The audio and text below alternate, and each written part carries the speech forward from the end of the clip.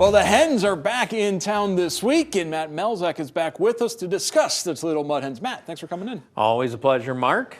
Toledo had their first road trip this past week, went out to Omaha, and it was a pretty good trip. They took 4 of 6 from the Storm Chasers. It was. Yeah, anytime you can go there and win games, it's usually a pretty tough place to play. Kansas City, they're a team that's building through the minor league system, so they usually have some pretty good players there. But you go in there, take 4 out of 6 on your first road trip.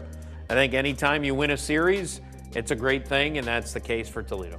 After a slow start in Toledo, Akil Baddoo tore the cover off the ball the first couple of games in Omaha, and that's why he's now up in Detroit as Austin Meadows goes on the injured list. They need an outfielder, so they bring up Baddoo, and Tyler Nevin's now going to be in Toledo for a little bit while longer. Yeah, and probably figured that Tyler Nevin, as a non-roster invitee in spring, would probably be a guy that's depth in Toledo, and he'll play very well here. Akil Baddoo, he went all the way down to the end of spring training. I think a lot of people forgot that. It was a kind of a toss-up there towards the end of spring and whether he would be in Detroit or he would be in Toledo. He ended up coming to Toledo, so you knew he was going to be on the quick rise, especially if he played very well, which he did.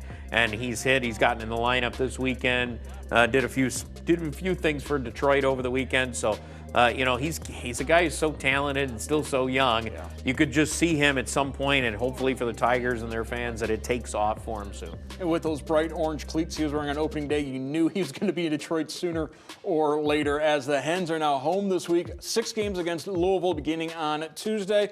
Bats team that's got some high talent on there. They do. I mean, and they're even missing, a guy like Ellie De La Cruz, who's one of the top prospects in all of baseball, but a young man who's been on the rise a little bit for the Reds, Matt McLean, a very good young shortstop in his own right. He bounces around the infield a little bit. He's going to be a threat.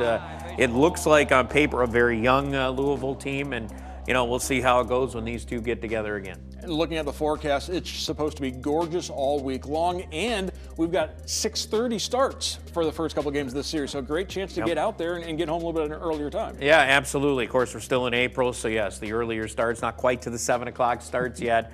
So the 6:35 first pitches, it's perfect. You can still get the kids down, watch a good amount of the game, and then before you head home.